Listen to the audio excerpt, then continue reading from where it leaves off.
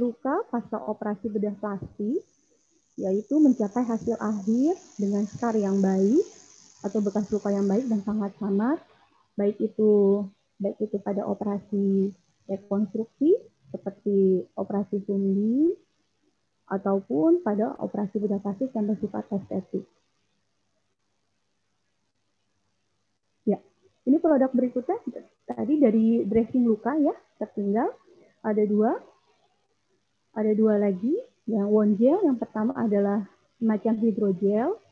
Biasanya hidrogel ini diberikan mengandung dengan pengawet yang nanti akan melindungi dari bakteri untuk bakteri-bakteri untuk hinggap di untuk apa ya? Untuk masuk ke area luka dan meningkatkan kontaminasi atau infeksi. Jadi fungsinya adalah melindungi luka ya. Ini cocok untuk diaplikasikan langsung ke luka dan mengurangi perpindahan bakteri dari luka dan mencegah masuknya mikroorganisme.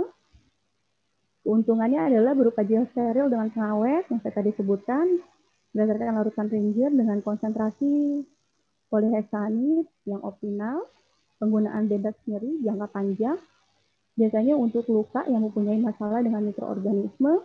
Contoh di pasaran adalah lastamicum gel. Yang berikutnya adalah material inovatif yang terbuat dari selulosa. Contoh di pasaran adalah Epify, biasanya menyebabkan dehidrasi kulit jangka panjang. Dan indikasinya adalah luka bakar dengan derajat 1 dan 2, biasanya dipakai pada pasien-pasien luka bakar derajat 1 dan 2. Ya. Teknologi autologus plateresis plasma untuk penyembuhan luka, seperti tadi sudah disinggung dari moderator sebelumnya, Dr. Johannes. Plateresis plasma ini merupakan salah satu bisa dibilang pengobatan yang sedang populer juga untuk penyembuhan luka karena bersifat autologus atau berasal dari diri sendiri, dari darah kita, nanti diproses dan nanti akan disuntikan atau diinfuskan di area luka atau diinfuskan untuk mendapatkan efek ke seluruh badan.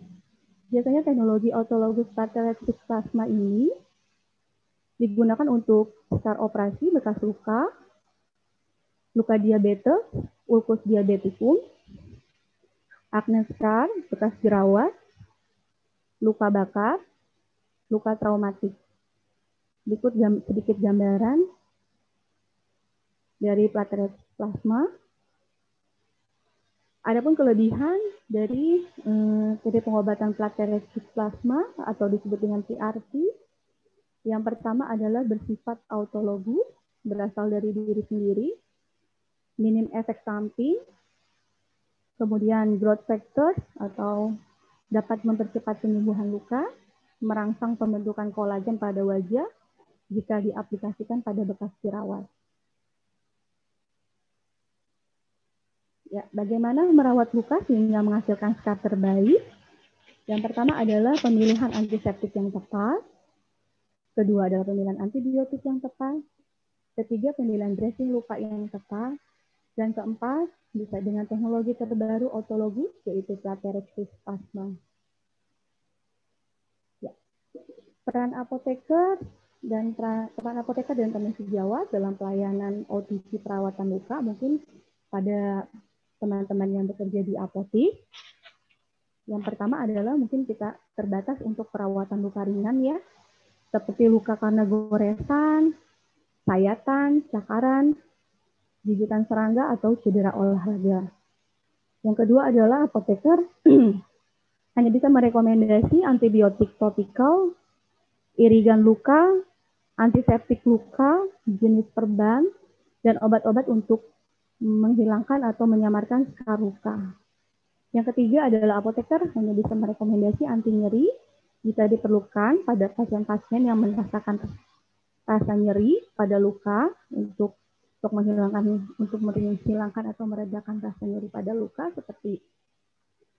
seperti paracetamol mungkin bisa diaplikasikan kepada pasien yang datang ke apotek.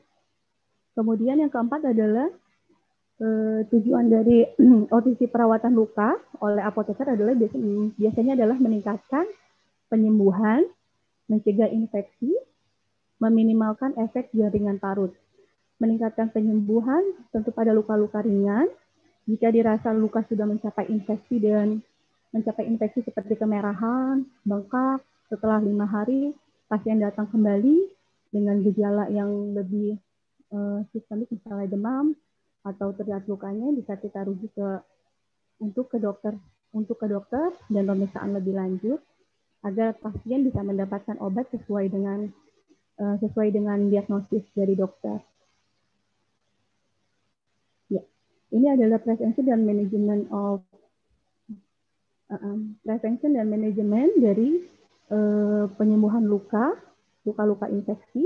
Yang pertama adalah homeostasi, terlihat dari tidak adanya perdarahan. Kedua, biasanya mengoleskan luka dengan cairan antiseptik 10%, kemudian cuci area luka dengan cairan saline seperti cairan NaCl 0,9%. Keempat adalah debridement, pembersihan area jaringan rusak dan mati, bisa dengan penambahan lidocaine 1% jika perlu, jika pasien merasakan sakit. Untuk mengatasi rasa sakit, jadi diberikan anestesi lokal berupa lidocaine 1% pada saat debridement. Kemudian yang kelima, biasanya membungkus luka dengan kaca kering atau dilapisi luka dengan dressing yang kering atau dressing yang tepat. Yang keenam adalah pemberian antibiotik topikal seperti neomycin, gentamicin, mupirocin, atau silver sulfadiazine.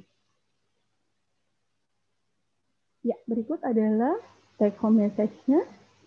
Yang pertama adalah fase penyembuhan luka terdiri dari fase inflamasi, fase proliferasi, fase maturasi. Kemudian pengobatan luka mencakup antara lain pemberian antiseptik, antibiotik lokal atau sistemik, dressing luka, dan teknologi yang terbaru adalah dengan terapi autologus berasal dari diri sendiri, yaitu platerescis plasma. Yang ketiga adalah perawatan luka pasca operasi bedah plastik bertujuan untuk mencapai skar yang samar dan sangat baik itu pada operasi rekonstruksi ataupun estetik. Pesan berikutnya adalah untuk apoteker dalam pelayanan OTC over the counter untuk perawatan luka antara lain mencakup luka-luka yang ringan saja dan merekomendasikan antiseptik apa, antibiotik topikal apa saja yang bisa digunakan untuk skar luka. Berikut adalah daftar pustaka yang saya ambil. Ya, sekian presentasi dari saya. Saya kembalikan kepada moderator, Dr. Karina. Terima kasih.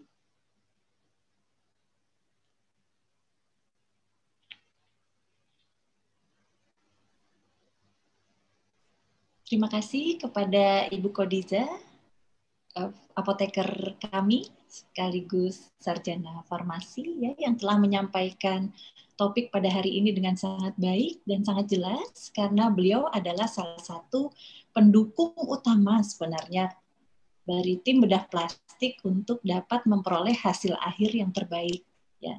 Tentunya teamwork seperti ini sangat berguna ya dalam suatu tim.